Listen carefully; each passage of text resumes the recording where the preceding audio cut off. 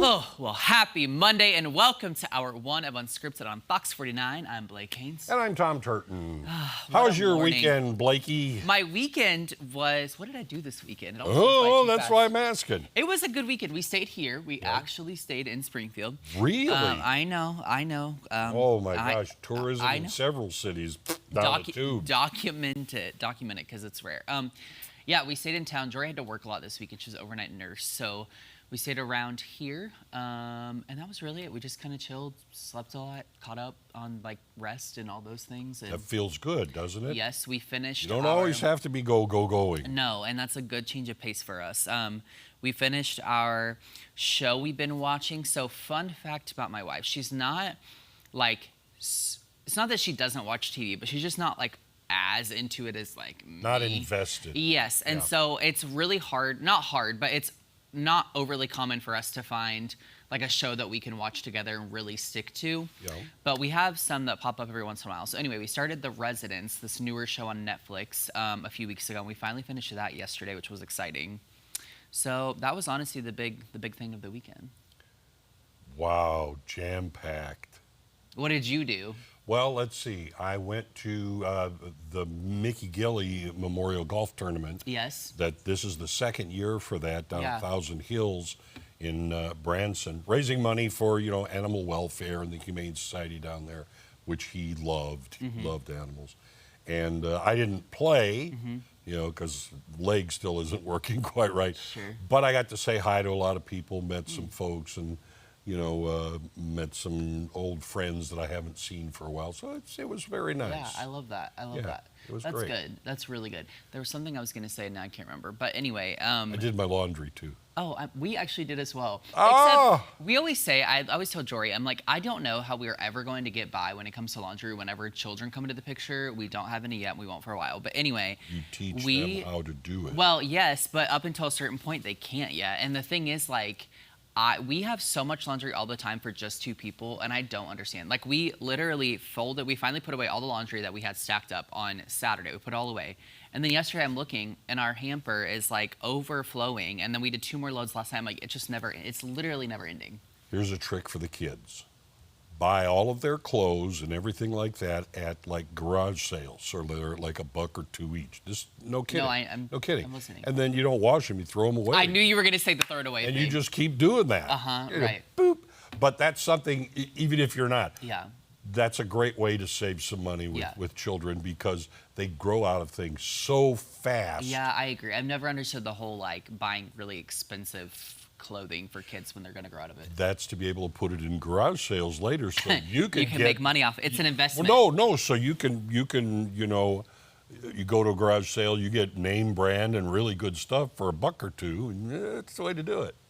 Interesting. Okay, well, speaking of the weekend, there's this thing that's been all over my social media the last, 24 to 48 hours. I don't know exactly when this happened, but I don't know if you've heard of this.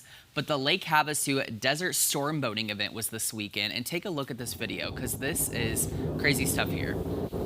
So the boating team that this had, I guess, happened to actually posted this on social media, or other stand buyers did. Whoa! Look at that. Bystanders. Yeah, bystanders. Audience That's what I'm trying to members. find. Yeah. I mean, how crazy is that? I was reading all kinds of stuff about how, like, at these events, these boats are going upward of 200 miles per hour, which is crazy. So the thing is, if anything goes wrong, it's always going to be borderline catastrophic because of the, maximum speed that you're at. Yeah. But that is terrifying. And then, well, you see that. They go airborne. Not but they go airborne. Well, and what's crazy, too, is, like, there's other video on social media, if you go looking, where you see all these, bystanders in, like, their little pontoon boats or whatever watching. I'm like, I just can't imagine seeing that firsthand. Like, I'd be freaking out if the person was okay.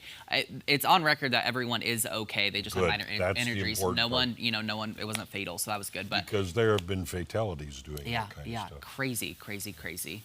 All right, a hip-hop group was inducted into the Rock and Roll Hall of Fame this weekend. All right, take a look. All right.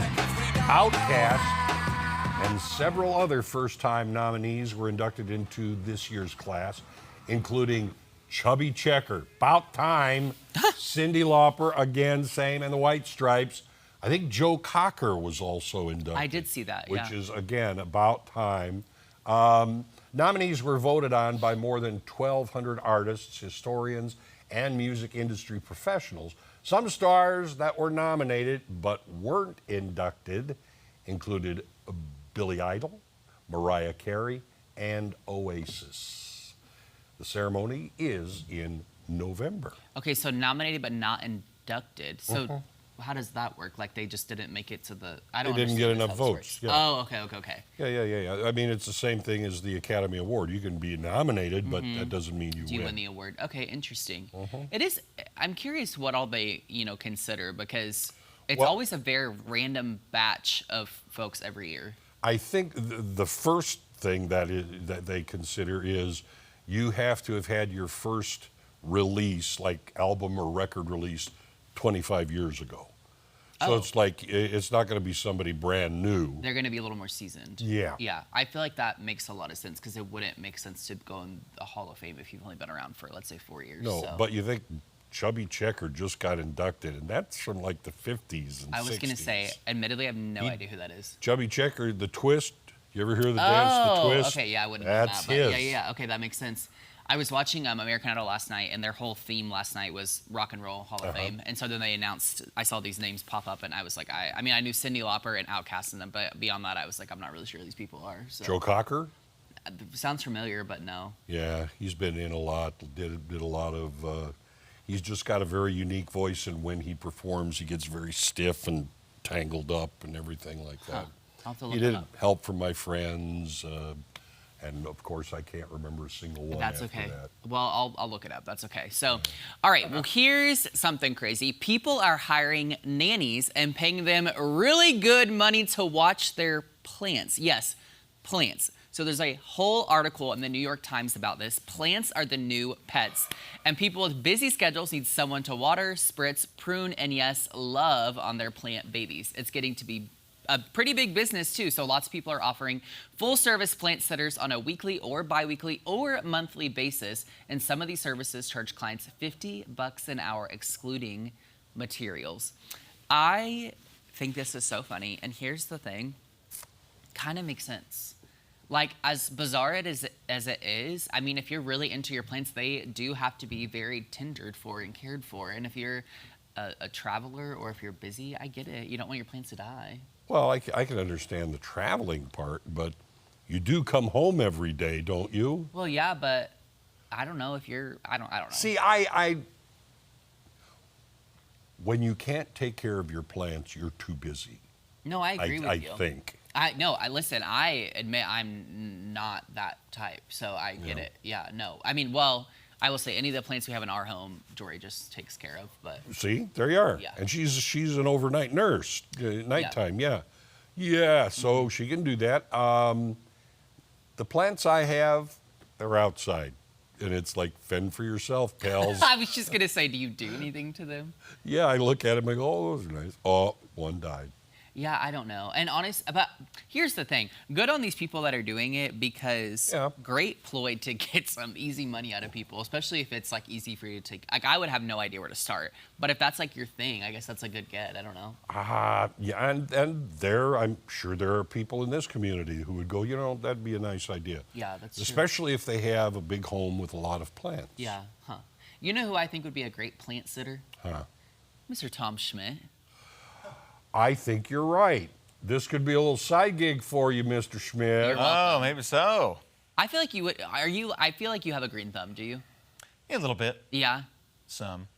I planted all my plants. A what? I planted all my garden plants, flowering okay. plants, last week, and so they're still looking okay. Those are the outdoor plants, right? Yeah, outdoor plants. In other words, fend for yourself, pals. Exactly. Good. A bit more hardy. Indoor plants, maybe not the best reputation. Yeah.